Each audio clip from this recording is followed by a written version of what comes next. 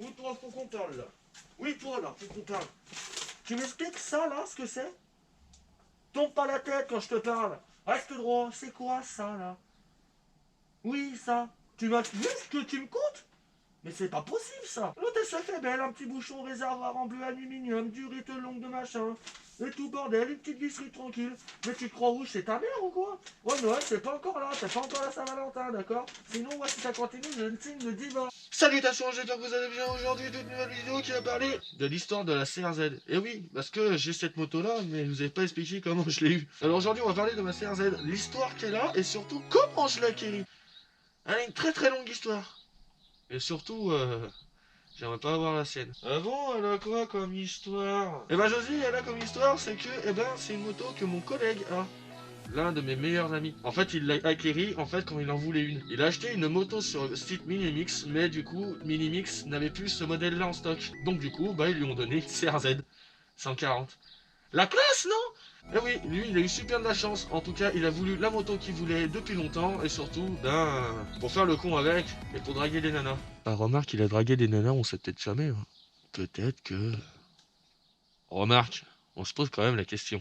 Il l'a acquéri au mois de 2016. Eh oui, vu que c'est une année 2016. Donc du coup, année 2016 qui dit qu'il l'a acquéri en 2016. Ce qui est logique. Viens par là.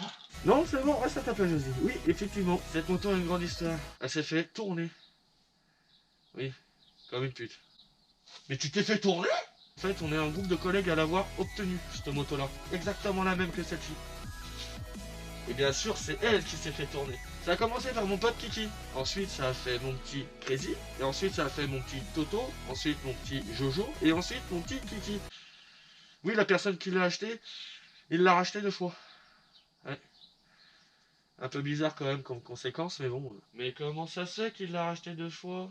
Et pourquoi il l'a vendu? C'est très simple, en fait il l'a vendu parce qu'elle avait un problème. Et en fait il s'est mis dessus, il a eu une petite casse dessus qui remplaçait la pièce, donc l'allumage. Il a changé l'allumage, ensuite il a vu que l'allumage n'était pas la cause, donc du coup il l'a revendu. Il l'a revendu à mon Titi. Ouais, c'est entre Titi et Kiki, des fois je me trompe, alors c'est un petit peu bizarre quand même. Titi l'a gardé, l'a lavé, il l'a super bien entretenu, mais s'est pas penché sur le problème pour la réparer. Enfin, du moins, il l'a essayé, mais il l'a pas trouvé. Donc du coup, c'est mon Toto qui l'a acheté. Mais en fait, elle s'est fait vraiment tourner, mais pour rien du tout, en fait. C'est exact, Josie. Elle s'est fait tourner pour rien du tout. Parce qu'après, une fois que mon Toto en a eu marre, il a mis l'annonce sur le bon coin, et personne ne répondait à son annonce, donc du coup, il l'a vendu à mon Jojo. Et mon Jojo est venu directement me voir, pour savoir quel problème elle avait. Et comme par hasard, je pense que t'as trouvé, hein, parce que voilà, quoi, il te l'a emmené, c'est pas pour rien. Dis-moi que t'as trouvé le problème. Ben, Josie, si t'as encore des questions connes comme ça, tu peux sortir. Ah, c'est bon, je sors, c'est bon, cassez-moi pas les couilles, c'est bon.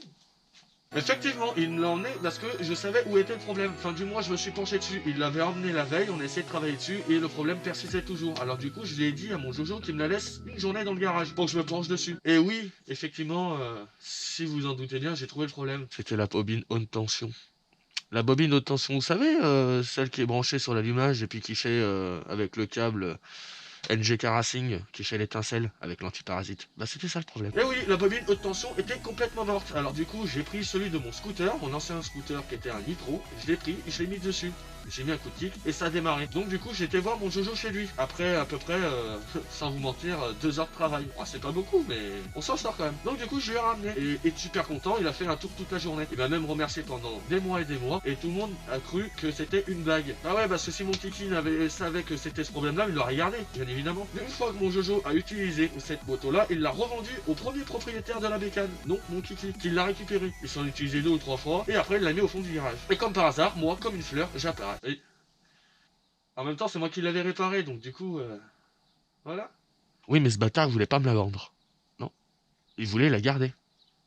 En plus, il avait les jantes super mat. Et oui, il avait les jantes super mat, parce que quand Toto l'a récupéré, il a récupéré une autre Dirt, une autre 140 avec la configuration super mat. Donc du coup, il lui a vendu avec les jantes. Tout à fait normal. Donc voilà, donc moi je l'ai acheté à mon Kiki. Kiki, on a bataillé à moi et lui au niveau du prix, mais j'étais resté correct, raisonnable. J'ai sorti un gros prix quand même. Hein. Soit je suis taré dans ma tête, soit elle les volait. Bah oui, bien sûr, évidemment qu'elle les valait, sinon je l'aurais pas pris, j'aurais pas sauté sur l'occasion. Et surtout que moi j'avais une idée en tête comment je la voulais. Et bah comme ceci. Bien sûr, c'est ma moto, donc du coup j'ai essayé de faire des modifications dessus. J'ai tout modifié complètement, elle est plus d'origine. Avant d'origine elle ressemblait à ça. Mais non, elle ressemble à ça. Oui, en fait, c'est normal. J'ai fait une modification super mode en étant esthétique et bien sûr au niveau pratique. Et j'ai pas fait une super mode piste, j'ai fait une super mode route. Oui. Mon projet, c'est d'immatriculer. Oui. Et si vous n'êtes pas au courant, je vous incite à regarder les vidéos de mon projet. Ma première vidéo de ma chaîne d'ailleurs. Du coup, je l'ai acheté, je l'ai modifié, et puis du coup, bah là, tout le monde est content. Parce que c'est moi qui l'ai gardé le plus longtemps. J'ai atteint les barres des 3 ans que j'ai. Après, avec plusieurs phases. J'ai pas toutes les photos des plusieurs phases, mais j'essaierai de vous en mettre. Comme l'ancienne bannière que j'avais. Est-ce que je suis content de cette bécane? Bien sûr que je suis content de cette bécane, parce que c'est la mienne et j'ai fait à mon image. Donc du coup, pour draguer les filles...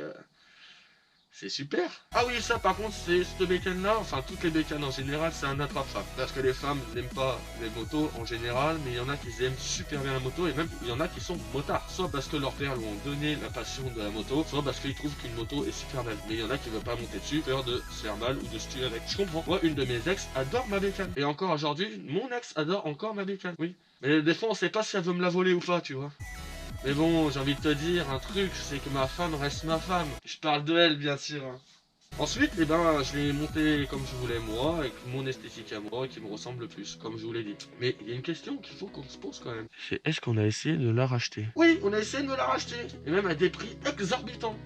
Comme sur le bon coin, ou comme dans la vie normale. On m'a proposé des sommes astronomiques, et il y en a qui m'ont même insulté. Oh les gars, j'ai trouvé un acheteur. Ah bon, il t'achète combien? Entre 1008 et 2000? Mais pète sa mère, ça veut dire que tu vas la vendre là? Eh ben non, je vais pas la vendre. Bouge pas. Viens. Allez, viens, ramène-toi toi. Allez, viens. Et oui, il y en a qui disent que c'est pas une vraie bécane et que je devrais passer sur une bécane un peu plus grande. Mais bon, on fait pas chier pour ceux qui sont de la passion de la 50 cm3 et qui roulent toujours en 50 alors qu'ils ont 25 ans. Ils ont bien le permis. Ils ont le permis moto. Ils ont des gros cubes. Mais pourquoi nous, alors, on nous fait chier ceux qui roulent en pit bike et qui nous font chier alors qu'il y en a qui roulent en 50 cm3? Enfin, après, un moteur quitté en 2 temps, je dis pas non. Donc voilà, moi je dis que c'est une bécane comme une autre, que ce soit une 50, une pit bike ou une grosse moto. Moto reste une moto. Ça a 2 roues, ça a un moteur. Ça avance, ça peut très bien aller chercher le pain comme t'emmener au travail ou comme un bon loisir. Avant, quand on était jeune, on faisait la passion pour les autres. Qui aura la plus belle moto? Et surtout, qui sait qui se retournera sur ma moto? Eh oui, alors que moi, pas du tout. Tu sais que t'es un putain de grand menteur, toi? Oui, ok, c'est bon, j'ai fait ma moto pour moi, mais aussi que j'aime bien quand les gens se retournent dessus. C'est normal, c'est ma moto, c'est ma fierté. C'est moi qui l'ai construite de mes mains. Je l'ai tellement démonté et remonté que du coup, ben, je connais ses orifices par cœur. Alors faites attention parce que je parle de bons orifices et pas de mauvais orifices, d'accord? Non, parce que je vois des coquins qui vont arriver dans la vidéo. Et donc voilà, donc du coup, moi je suis très content de cette super CRZ, franchement je l'adore, et en plus elle est à mon image, donc du coup voilà. Par contre, c'est bien de parler de cette CRZ, mais quand même il y a un truc qui... Le point noir. Les suspensions d'origine de la CRZ sont dégueulasses. Alors, par contre, c'est du V-Shock, hein, je dis pas ça. Mais c'est le V-Shock d'entrée de gamme. Et donc, c'est pas super bien. Surtout que l'amortisseur aussi à l'arrière est dégueulasse. Mais on va vite remétier à ça. On va prendre de la suspension pète sa mère. Du V-Shock à l'avant, du V-Shock à l'arrière. Ça va V-Shocker à mort. Vous voyez ce que je veux dire? Et oui, je vais prendre la dernière V-Shock en suspension. Et en plus, je vais agrandir un petit peu. Parce que là, c'est du 345 à l'arrière. Je vais passer en 360 en diamètre. Et à l'avant, je vais passer en 800. Oui, elle sera plus haute. Mais je peux toujours pas trouver ces jantes en 14. Non, je sais pas si ça existe en fait du coup. J'ai essayé de chercher mais c'est introuvable. Ouais. Mais aussi cette moto là est vraiment très bien. Elle a un cadre super, elle a un moteur dynamique et en plus elle a une partie cycle de fou, à part ses suspensions. Mais sinon ça va très bien. Super légère, super robuste, elle vous emmènera de partout cette CRZ, mais vraiment de partout. Que ça soit la 2016 ou la 2020, les châssis restent les mêmes. Quoique celle de la 2020, c'est peut-être pas la même. Et voilà, fin de ma conclusion. Je vous ai tout parlé de cette CRZ et du coup voilà. Si vous voulez en voir plus, je vous invite à vous abonner et activer la cloche. Bah ouais, bah faites-le. Et surtout la cloche. Ouais, ça se ressent dans les vidéos. Active la cloche. Allez, j'attends. Active la cloche. Donc voilà, j'espère que cette vidéo vous aura plu. Bien sûr, si vous avez des questions, posez-les-moi dans les commentaires. Ça fera super plaisir. Toutes questions confondues, que ça soit sur mon ancienne vidéo, le 164 soupape, ou alors l'embrayage hydraulique. Moi, sur ce, je vous fais des gros bisous. Pensez à lâcher un petit pouce bleu, abonnez-vous, activez la cloche. Et sur ce, moi, je vous dis à une prochaine vidéo. Et sur ce, cramez du pneu. Allez, bisous.